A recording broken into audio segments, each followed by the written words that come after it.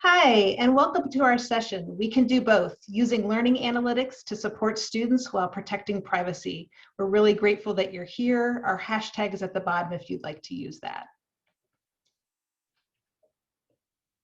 Slide, please. We've got 5 presenters today. I get to kick off the presenting, but I'll be followed by Michael, Ken, John, and Becky today. So we really wanted you to be able to get some concrete things out of this session, and this is what we're hoping you'll be able to do by the time we've completed our experience here. So the first one is to be able to define learning analytics as it's used in higher education so that you can prepare for, lead conversations about, or engage in learning analytics work at your libraries. We also want you to be able to initiate conversations about learning analytics with campus partners so that you can ensure that your library is engaged in institutional initiatives. And finally, we know that some of the territory related to this topic is fraught or complex. So we wanted to make sure that you're able to find common ground between some of the positions taken most commonly. So that's what we're hoping you'll get out of our session today. So I want to start off by just defining learning outcomes and talking about their purposes and giving us sort of some even terrain to begin our engagement on. So the first thing on this slide you'll see is the typical, often cited definition of learning analytics. And that's a useful definition. We're going to add a different one today, though, because we want to be really clear about what we mean by learning analytics and how that might differ from how we use that term a little more casually sometimes in libraries. So the definition we're working with is the use of institutional level systems that collect individual level student data, centralize it in a warehouse or record store, and serve as a unified source for research seeking to understand student success. And again, that is sometimes different from how we use it amongst ourselves as librarians, where we might use this term learning analytics to refer to assessment of learning or an episodic one-off correlation study, but that's not how we're using it today. And just so that we don't complicate matters further, we wanted to be really clear about how we were defining our terms. So what does learning analytics do? What is the purpose of learning analytics? The whole focus of learning analytics is to help educators discover, diagnose, and predict challenges to learning and learner success so that we can react to that and design interventions that support and benefit students, particularly those students who might not have other ways of discovering the sometimes opaque and difficult to decipher unwritten rules of higher education. And so that's really important to be addressing, and learning analytics can help us do that. So we're really thinking here about what is working in terms of the learning experience, the learning context, particular courses, co-curricular, and so on, and what might not be working, and what can we do to change things so that more is working in students' favor. So one of the things we say about learning analytics is that it should result in an intervention. And the term intervention to me sounds sort of distant and almost experimental, but what it really means is making positive change. So there's 2 levels at which learning analytics can lead us to positive change. The first is at a macro level, the second at more of an individual level. So at the macro level, we're looking to discover ways in which we can make systemic and structural changes to either things that we do or how we do them, or the documents that govern those things. So practices, processes, and policies, so that we can get rid of hurdles or barriers to student success for everyone in one large swath, if possible, making big changes. So thinking about, what can we do to improve situations for some groups of students, and how might that improve things for all students? So macro level. And then also at an individual level, learning analytics should be able to affect change. So for individuals, we want to change how we communicate and how we connect with students. That might include providing learners with insights into their own learning behaviors by showing them and giving back to them their own data. It might include notifying students or their educational partners like faculty, advisors, librarians, and other support partners of important events, patterns, or milestones in their learning journey. It might mean encouraging students to seek assistance from support services, or otherwise linking students with the things they need to be successful. Now, these are things that any caring educator or librarian would want to do, but sometimes it's difficult to do in the scale of our institutions. We don't discover that a student is not taking advantage of an opportunity or struggling with something or just not engaging until it could be a week, 2 weeks, a semester, forever, and we don't ever realize it happened. And if we don't make that realization, we cannot act. So learning analytics is about acting in behalf of students, in partnership with students, so that we can make change and make a positive situation for them and their learning and their journey for success. Now, why might libraries want to get involved with this? Well, there's some obvious things that may have already come to mind as we were talking about how we want to make positive changes for students. But there are also some consequences or maybe just results that happen when we're not engaged. So some of those things might be that we design our library services, our resources, our collections, our spaces for average. And part of that is because in our assessment history, we tend to rely on self-reported data for data that might not represent certain groups of students, might not represent our campus overall, or it might not represent adequately to understand certain groups of students. The information might not be detailed enough, and therefore we would miss intersections in students' identities where they're, we might tend to chunk our data into big groups, but understanding what happens to sophomore female Latina physics majors, for example, would help us understand larger issues for that group of students, but also for all students. So having insufficiently detailed information, not having samples that really will tell us what we need to know, or relying on self-reports rather than what is maybe actually happening, all of those problems can cause us to design for average. And when we do that, we might end up with mediocre, ill-informed, or otherwise sort of inadvertently harmful or inequitable practices that we don't even realize perhaps are happening. But if we had more data, we might be able to do something more about. Also, if we don't participate in learning analytics, we will go uncounted or almost invisible in the data picture. So the campus data picture will be incomplete in terms of understanding holistically student learning and success, but also we won't be a part of that picture. We'll be challenged to answer questions about how we help or inadvertently hinder student learning and success. And if we do that, then we sort of cede our roles as essential and influential partners in the entire campus educational team. And then finally, I want to be sure to mention that we would also miss opportunities to infuse our library values of privacy and confidentiality into institutional perspectives. We're not the only ones that care about confidentiality and privacy, but we might see things differently than our counterparts across campus. And if we want to be involved, then we have to step up. So on this slide, I wanted to include sort of a picture of where we are now if we do not participate in learning analytics in some way, engage in some way with what's going on in our campuses. And where we want to get to is on the right-hand side of this screen. So a complete, holistic, useful understanding of student learning and success so that we as librarians and the campus overall can take action and make decisions to support students, get rid of hurdles that we maybe don't even know about or some that we do, and maximize things that are working. We also want to have an increased ability to understand how libraries help or inadvertently hinder students so that we can improve our resources, our facilities, our services.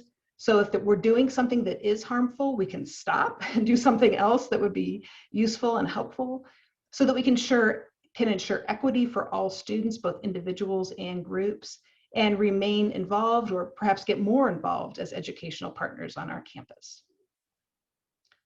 So at this point, I'm going to turn it over to Michael to talk about privacy concerns. Thanks, Megan. So, as Megan said, libraries and librarians have always been concerned with privacy, and it's a core and a fundamental value to our profession. Next. But it's something that I think has become more and more of a concern in society at large. Facebook is so bad at this that there's an entire website here that just tracks the latest data breach just for this one company. And they're not alone, right? There are many other companies that do the same thing. There's Amazon and Google and Apple, and we're repeatedly reminded of the dangers of sharing too much data, of sharing too much information about ourselves. Next. I remember the first time that I opened up Google Maps and it told me that it was going to be 18 minutes until I got home, right? And my first reaction is, wow, that's really creepy. It's really upsetting. It's really disturbing that this system knows where I'm going, and I haven't told it this. But it's also incredibly convenient, and I've kept that setting on because my choice has been to sort of give Google that data about myself because it benefits me in a particular way. And I think those are the sorts of challenges we all need to think through on a narrower scale. Next. Libraries are certainly not alone in having concerns about privacy and in thinking about how to balance the rights of the individual while also seeking greater good. There may be no type of data that is more intensely personal and intensely private than our health data. And we have laws that protect that data, right? HIPAA in the US protects that, and I'm sure there are comparable laws in other countries. The American Medical Association has come out saying that hospitals which are tempted to mine medical records to try to improve their efficiency can't do this without approval from individual patients, right? But they've said that those individuals could, if they wanted to, share that health information with the hospital to try to drive for greater efficiency. There are studies that have shown that by mining that data, there are positive outcomes in terms of patient treatment, in terms of new systems for taking care of patients. Apple is now getting into the game, and is trying to store medical records on our phones or with our permission to help us to protect our own health, right? So our phones will be able to tell us if we are potentially experiencing some sort of medical difficulty. And there's a trade-off we need to make in that case as well. And with COVID, we're all, I think, thankful for the fact that people can choose to share some information about their health in large-scale medical trials, right? So even in health, this is a difficult conversation, but there are clearly some positive benefits to sharing some sort of information about the individual that helps everybody and sometimes helps that individual directly. Next. We think that these are false choices when we start to think about whether it is either or with privacy and being able to provide good service and valuable impacts for our students. Next.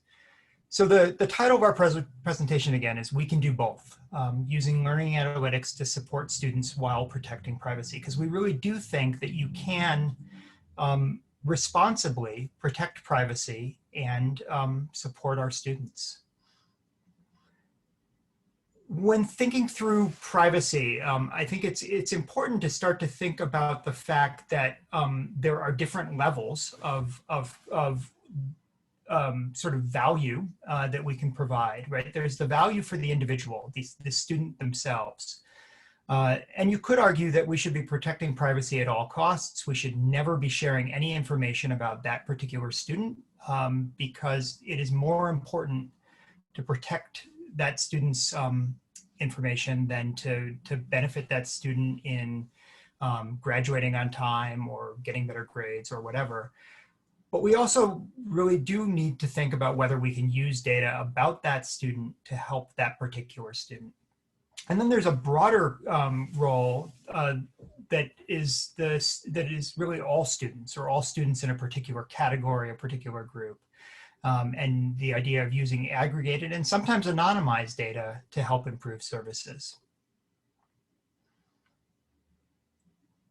When in doubt, I think we always want to move toward anonymity in the way we track data and the way we share data, but that's not always possible, and it doesn't help us in particular cases, right? So in terms of being able to help a particular student or being able to intervene for a particular student or even a particular subset of students, it's important to be able to have some sense of that student's actions, right? So confidentiality means that we protect that information. It doesn't mean that we don't keep that information. Anonymity means that we strip any identifying information out. We can't connect it back to the student, but we still benefit in some way by tracking that information. And both of these ways of thinking about privacy can be integrated into a program and might be integrated in different ways at the same institution. We've talked already about opting in versus opting out. We talked about it in terms of medical records. And so when would it be reasonable to allow students to opt in to having data collected, meaning that the default is we don't collect anything unless we get specific permission from a student. And that may be a reasonable stance for all libraries. It may be a reasonable stance for some libraries, and it may be a reasonable stance for some activities and not for others. You could opt for opt out as the default. And would there ever be a case where students have no choice in the matter, right? Where we collect the data because that's what the university does. These are choices that you need to at least explore, right? You need to think through what the comfort level at the institution is. It fundamentally comes down to weighing values of privacy with values around service and equity. And I would argue that both of these things are important, right? So they need to be balanced. Is it ethical to collect and store and use library use data? I think it is, but to what extent, right? Is it ethical to link it to individual users? Is it ethical to do that if we know that we're decreasing their privacy? What about keeping that data, storing that data over a longer term and risking misuse or a data breach?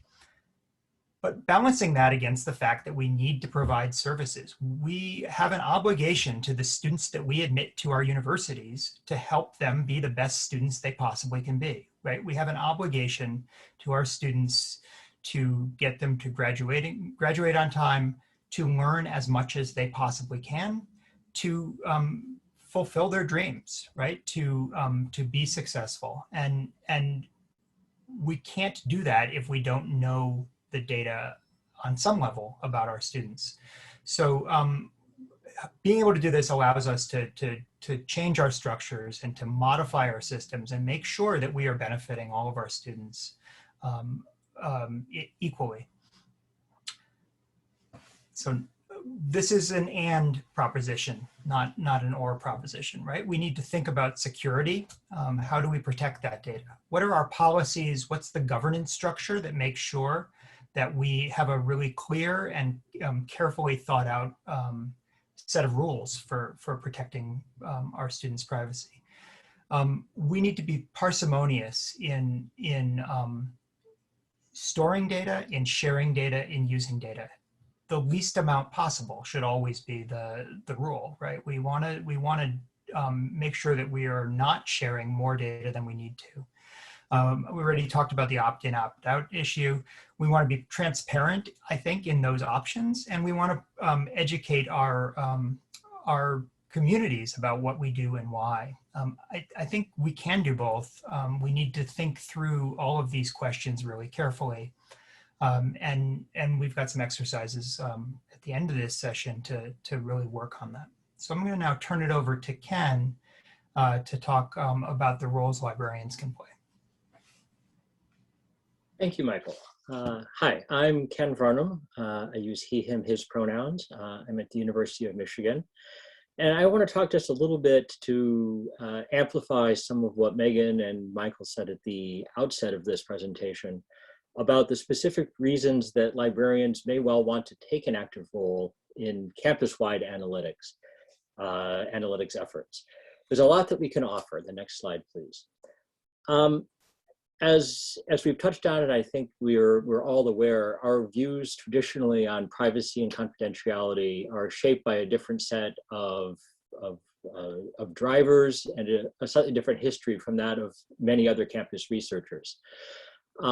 We of course are not in unanimity about what to do or how to treat things, but we have a range of ideas and a very well-informed and strongly based set of principles that personally I think are critical to the campus conversations about learning analytics, data collection, and the way that we treat the data that is generated through the course of normal educational activities,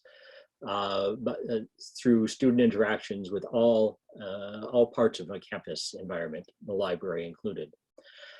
And as Megan noted at the outset, there is, for a long time, we have often set ourselves aside from these conversations simply because we have not wanted to contribute. And that is a very reasonable position to take. However, I think that it causes some challenges for us in that we too often have put ourselves on the sidelines of the conversations and have sort of taken ourselves out of the conversations at the campus level about what it is that the campus as a whole should be doing, how the campus could be viewing student data through a different lens to come up with better operating principles and better standards for the way that information is used and treated.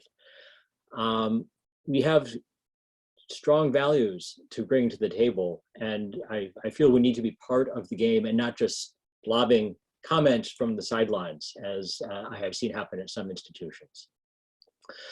Finally, even when when there's not unanimity and when student voices and faculty researcher voices are not together, the library is often in almost any aspect of academia, the library is kind of positioned itself historically as a neutral ground. We're a third party. We're often not quite faculty, we're not quite students, we're in the middle of campuses, often figuratively, often literally. And we can be a place that can help to, in some senses, mediate and broker these conversations to come up with solutions to all these important issues that Michael highlighted that work for that campus and for that particular environment. The next slide, please. I want to talk just briefly about a profile for the Caliper standard, which is an IMS global standard for data transfer that is used widely by all sorts of campus activities beyond the library. So course management systems like Canvas or Blackboard, registrar systems, all sorts of underlying administrative and student-focused systems on a campus are already sharing data about those transactions into campus data stores. And Caliper is a specification designed to standardize the way that data are shared around. Through an IMLS-funded grant that Megan led over the last year and a half or thereabouts, there was an effort to develop library-specific a profile that could better accommodate and more explicitly accommodate library data.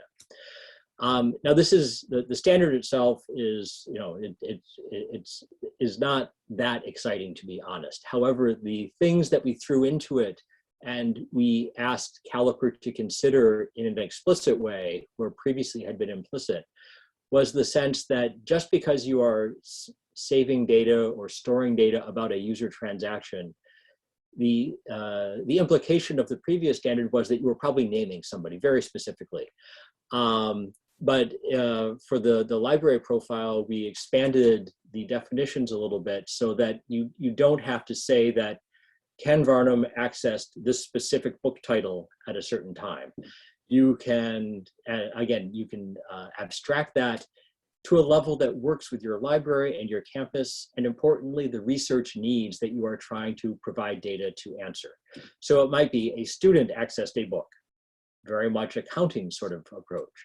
You could have an undergraduate access to book in the DH section of the Library of Congress settings. Any number of things. You can be as specific or as generic about the person doing the interaction and the thing they interacted with as suits the needs. And it's not even one size fits all at that point. You could have a very specific targeted research into activities for one purpose and a very broad general set of data collection and transfer into a campus data store for another. Basically, this is a way that we can join the conversations and join the research activities on campus, but in a way that works for the research need and that meets the library values around privacy and confidentiality somewhere in the middle. So with that, I will turn over to John Cawthorne. Thanks, Ken, and thanks, Michael and Megan and Becky. I'm really privileged to be here today with you, speaking as a president of ACRL and looking at all the different environments that you're coming from. And you probably heard some really inspiring ideas, and maybe you're thinking about, well, maybe I can go back to my environment. And so next slide, I wanted to kind of share with you a couple projects that I think you should kind of think about. And they're all from the University of Michigan. One is from Felix Cabo, and he's thinking about the Library Learning Analytics Project. And then another colleague, Stephanie Teasley, is working on my LA dashboard, my Library Analytics dashboard. And I think, again, you're coming from all these different environments and you're thinking about how can I actually begin to do this idea? We're thinking about ideas, and this could help you think about introducing even more ideas coming down the road, because we are in a pandemic. We're probably in 3 different pandemics at one time: a social justice pandemic, a health pandemic, and an economics inequality pandemic. So we have to be kind to ourselves, but we also know those pandemics have incredible, they're putting incredible pressure on higher education. And so we have to be flexible in our thinking, and we have to be aware of how the institution is changing. So here is this graphic that I like to use that talks about organizational change. And up in the corner, it says, this is the way we get things done. And it's the ice above the water, and it's vision and strategy and shared values and structures and goals. We talk about that a lot, but sometimes we talk about those things and then they sit on the shelf. We're not able to actually do those things in the library.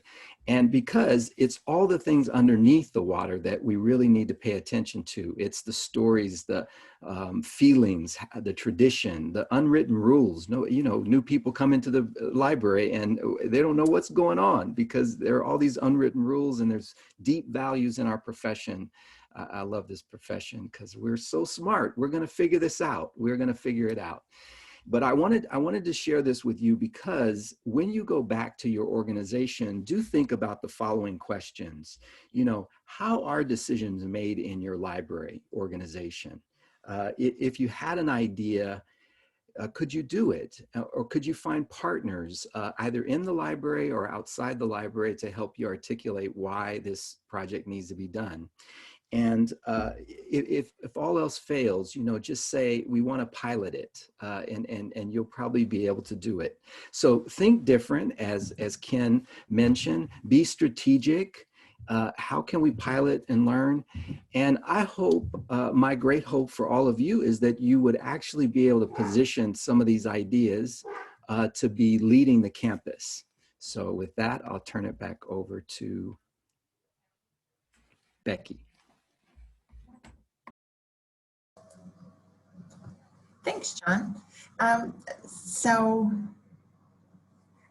at this point in the talk, I wanted to talk about some things that you can read next, or to help you feel more confident in considering these subjects at your own universities. Let's see. So we pulled out some recommended readings. These readings, many of these readings are outlined in the Leela report, and also other readings are found in the ACRL Learning Analytics Toolkit, which is available online. So there are many readings. These are just some of our favorite and recommended readings. And these slides will be available to you after the presentation, so you'll be able to click on the links and get the citations, etc. So I encourage you to do some reading and considering as a way to build your own toolkit so that you can begin having these conversations at your own universities. And then you'll consider what questions you may ask at your own institutions. Again, these are questions that are outlined in the Lila white paper that's available via the link at the bottom of the screen here. So there's some great questions. Again, these are questions to think about for you as an individual, but also to have with your colleagues within your library and in your region or at your institution, perhaps. So these are great, great places to begin. So next up, and I recognize we're in this strange virtual COVID-19 environment, but we've put together some interactive activities. Michael mentioned those early on in his part of the presentation. So what we've done is we hope that you will spend some time engaging with us and each other, thinking about research questions that learning analytics might help librarians answer, and then potential steps that libraries can take to help protect privacy and mitigate risks related to breaches of privacy.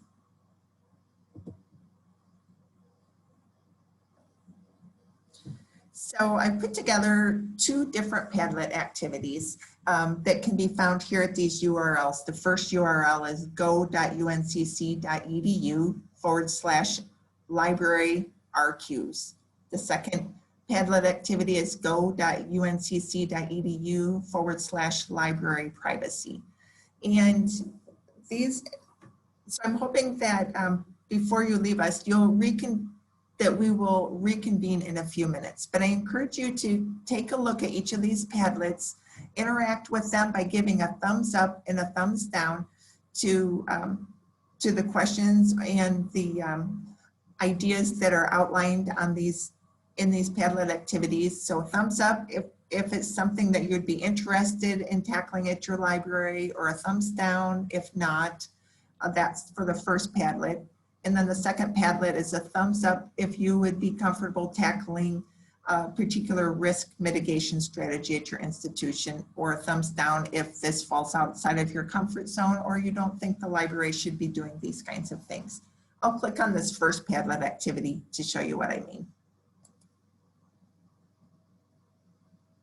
So this Padlet activity includes different kinds of research questions that could be answered with learning analytics at your universities. These are all questions that are also outlined in the Lila report that we've mentioned a couple of times. So again, if these questions are something that you think you or your colleagues at your university may be interested in answering, give it a thumbs up. If you think this is outside your wheelhouse, or something you're not interested in, or something you don't think we should be doing, give it a thumbs down. I'm going to navigate back to our screen. And then the second Padlet activity is structured in very much the same way, though it's about the risk mitigation practices. So as librarians, we can play a role within our library, or we can become engaged institutionally for helping to investigate or inform our colleagues across campus about, how to go. We could be leaders essentially on campus about how we can mitigate risk while protecting privacy and doing learning analytics. So on this Padlet, I just want to show you, you can scroll. So there are some questions hiding underneath this top level. And so again, thumbs up if this is something you would be comfortable doing, or you're kind of like in support of, or a thumbs down if this is outside of your comfort zone. Maybe you don't feel like that's your role, or you're not comfortable doing that, or you don't think the library should do that. So let's go ahead and spend a few minutes interacting with those Padlet activities. Still keep your conference screen up in the background or off to the side because we would like to reconvene in just a few minutes, in which time we will talk about what we can learn from these two Padlet activities and then open up the conversation for a larger question and answer. So with that, I'm going to go ahead and let you interact with those two Padlet activities.